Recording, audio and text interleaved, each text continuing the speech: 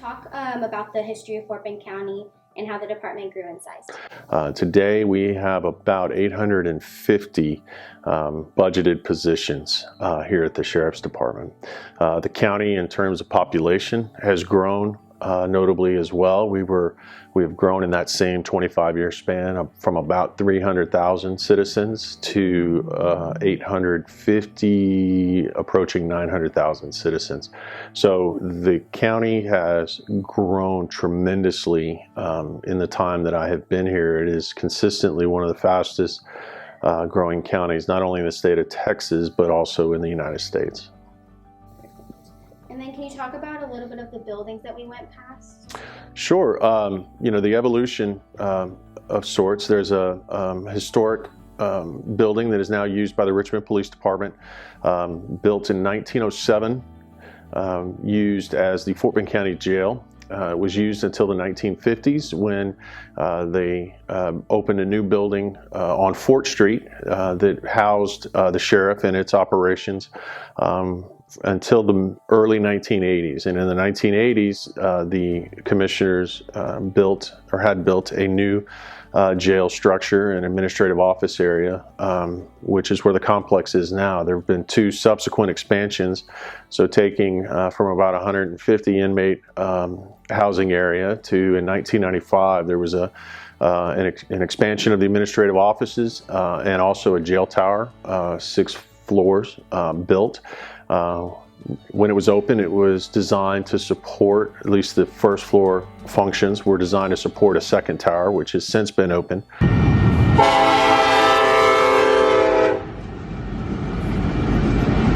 What was the job like when you first started compared to today?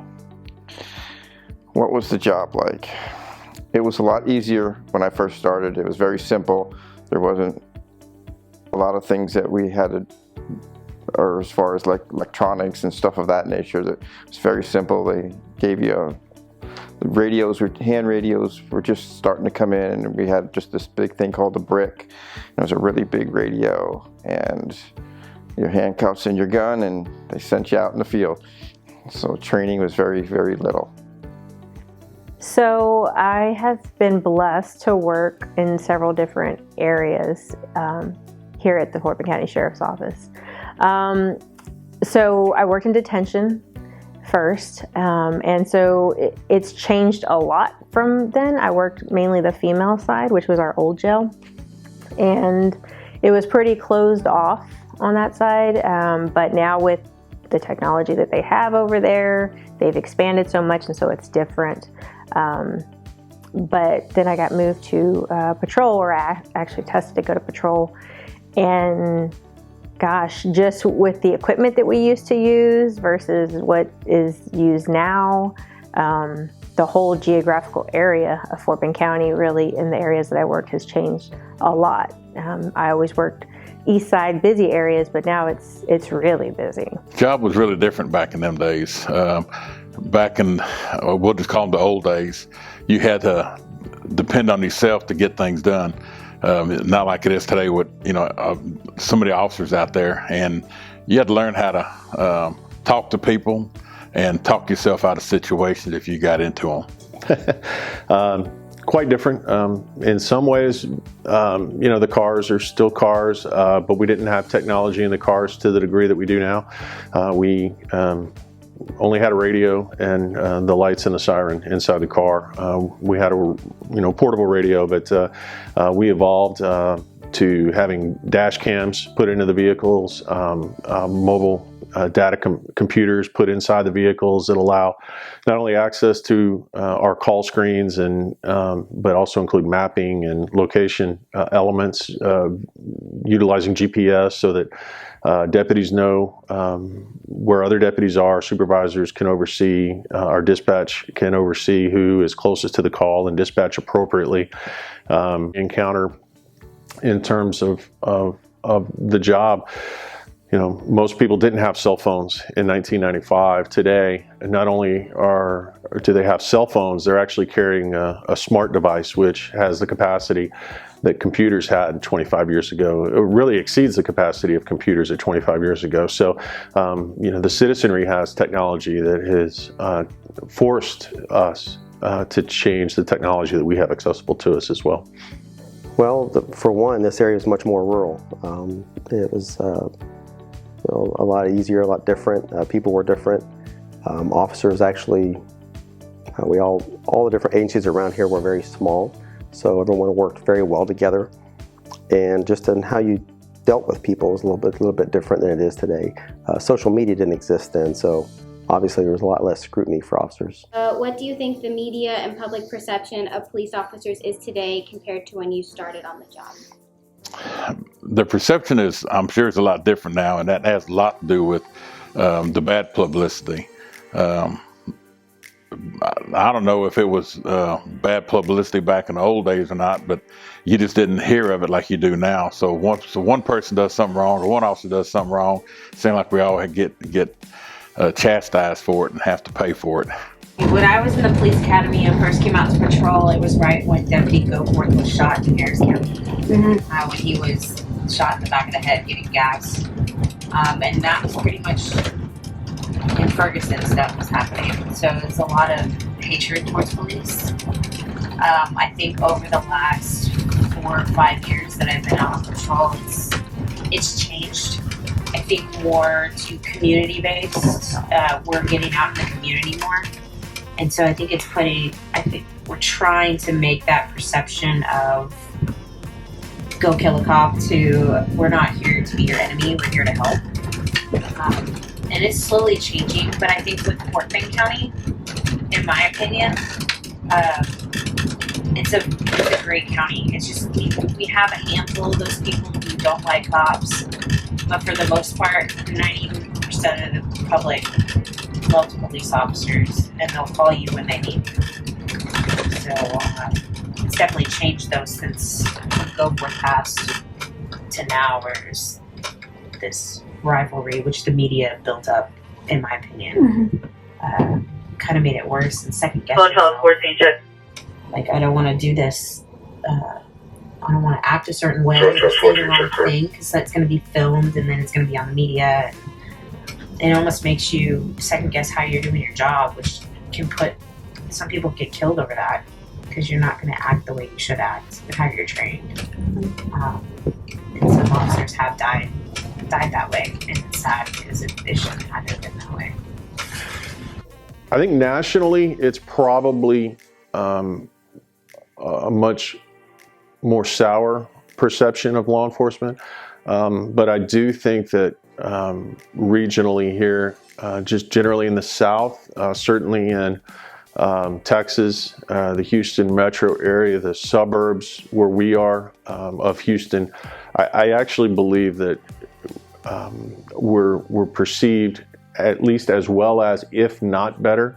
Part of that is by design, utilizing technologies to be more accessible, realizing that our community stakeholders have a right to know what's going on, and technology has improved that. Social media is a refrain that you're going to hear a lot in regards to that. Social media has helped close the gap tremendously because it's an ability to reach thousands of people instantaneously versus them hearing about an occurrence of an event on the 6 o'clock news or the 10 o'clock news, because people utilize social media throughout their day. When we've seen that work in real disasters, flooding disasters specifically, where we've been able to communicate in real time with our customers, the citizens, and give them good, solid information without them having to wait for it to come from a media source, and we get to do it on our terms, unfiltered. And so in many ways, I think utilizing those technologies, we have improved our relationship with our organization, with our agency, and the community we serve. The perception was, when I first started, there was a lot of respect. to police officers. When you walked into some place, you were respected. The media respected you. Now, not so much respect. It seems like the media is out to persecute you the whole time, to the point where you have to have a body cam to protect yourself. So I think that as far as media's perception, I don't want to get all like in the weeds about it, but I feel like it's human nature to talk about bad things. I always use the example with everybody of when you go to a Lowe's or Home Depot, right?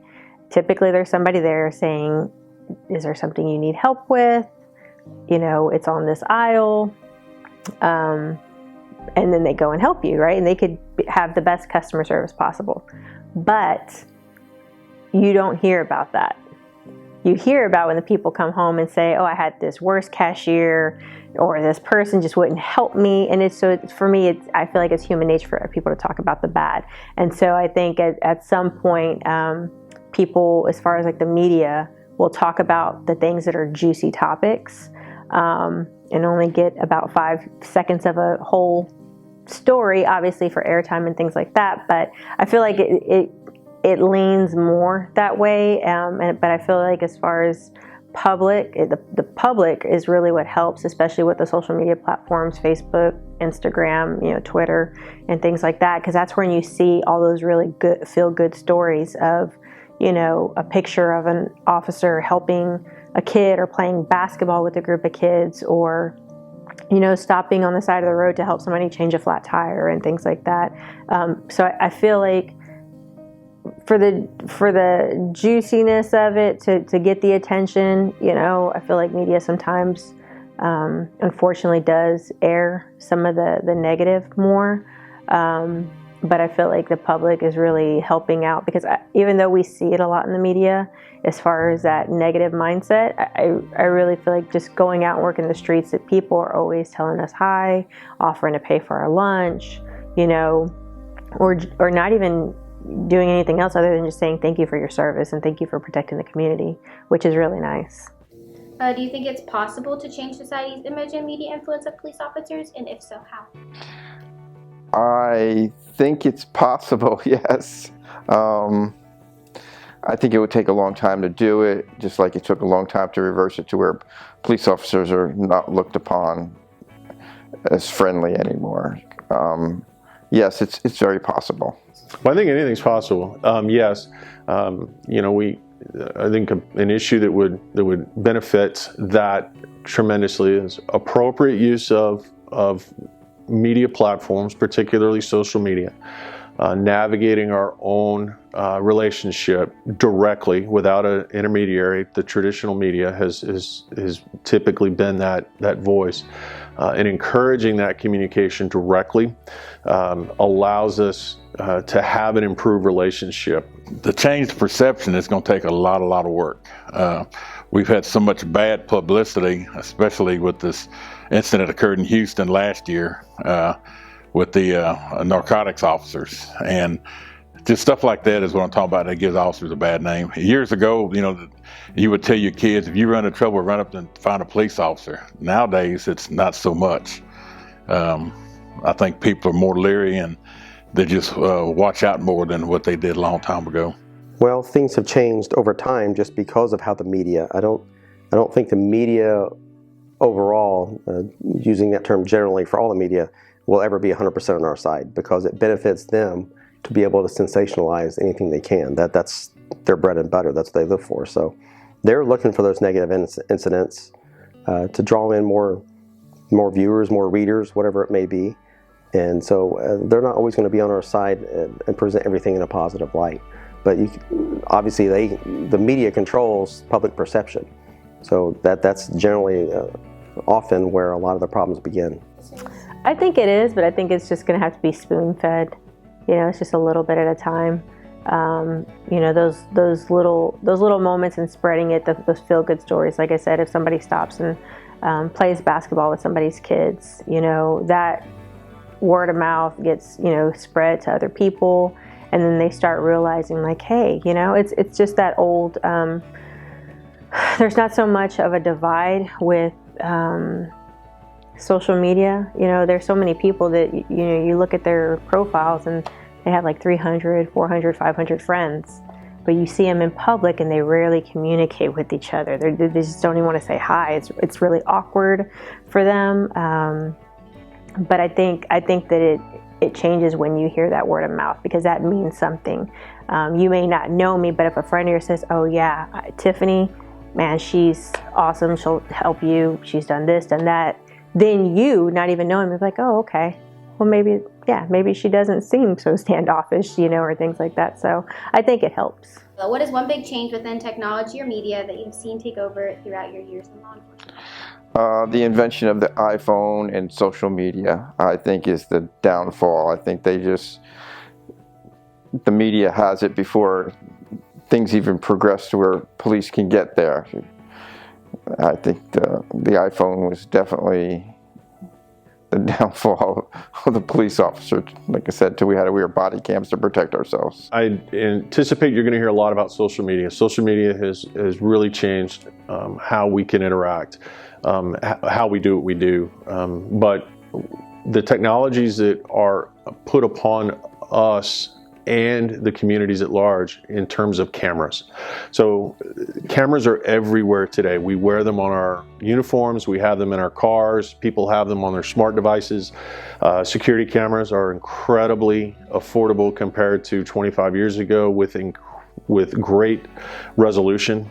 They are accessible publicly. You know, our traffic cams, for example, in the Houston metro area, anyone can go to a website and see what those traffic cameras are giving us. So I think the digital transition of photography and moving pictures and how cheap storage has become compared to 25 years ago when I started puts a huge accountability measure out there, not only for law enforcement, because we operate as though we know we're going to be captured on video, but also the public. The public knows that there's going to be video capture because it's in our cars, it's on our bodies. We have cameras at nearly every corner of every shopping center, and many people have them in their residences and in the exterior of their residences. So I think that is probably a technology development that has changed us and how we operate, how we can work with citizens to make their community safer. I think we're still behind on this, but I would say the body cameras. I know we're in the process of testing them out to see which one fits our department the best, but we still don't have them. Some of the precinct constables, their offices are getting them slowly, but I think that would be the one that we're lagging on. But as far as other technology, I mean, we have the computers where I know some of Richmond PD, they're just now getting the computers in the cars. And so our agency is very fortunate. If it's out there, we usually have it. But I think really, to be honest, I think the one we're just lagging on would be the body cam. But it's coming. It's around the corner. It's just a matter of time. Mm-hmm. Well, social media, that's the biggest thing, obviously. Whatever happens today, if our officers are involved in something, you always have to consider that there's someone standing on the corner with their phone on. It's going to be on social media before it is anywhere else. Lots of school districts, for example, around here, don't like to try and put out news releases or put out something. They want to email their parents and let them know about it first. But the problem is all those high school kids have already put it on social media way before our deputy even got there. So you have to think about that, and law enforcement now has to be part of social media because the conversation's already going on out there. So we have to be part of that conversation to make sure we control rumors, make sure the right information is out there. Probably the cell phone with the cameras and everything else in it. Years ago, you didn't have, if you had to make a phone call, you had to find a phone booth or go to the office and make a phone call. Now you can ride down the road and talk on the phone and, and never miss a beat. Cameras. Cameras. Everybody wants to know what we're doing. And you see it on TV. I mean, how many shows are there on all the different channels that are just people wanting to know and talk about our line of work? So cameras is a real big thing. It's taken over. It used to be just in the cars, and now it's gone to body cameras. Drones, having access to other footage, helicopter cameras, cameras in general. Do you have any other comments or questions that you'd like to add that we have not discussed? I just wish the media would tell the whole story and not the part of the story that just sells their news agency. They need to go all the way from the beginning to the end, why that officer did what he did, not just that officer shot somebody or that officer did this. I am Major Chad Norvell, Fort Bend County Sheriff's Office. I'm Deputy Cabrera with the Fort Bend County Sheriff's Office. Hi, I'm Deputy Rudy Parisi, Fort Bend County Sheriff's Office. Hi, I'm Lieutenant Tiffany Budnick with the Fort Bend County Sheriff's Office. My name is Mark Maha. I'm a Deputy Sheriff with the Fort Bend County Sheriff's Office, Richmond, Texas. Hello, I am Captain Matt Carter of the Fort Bend County Sheriff's Office.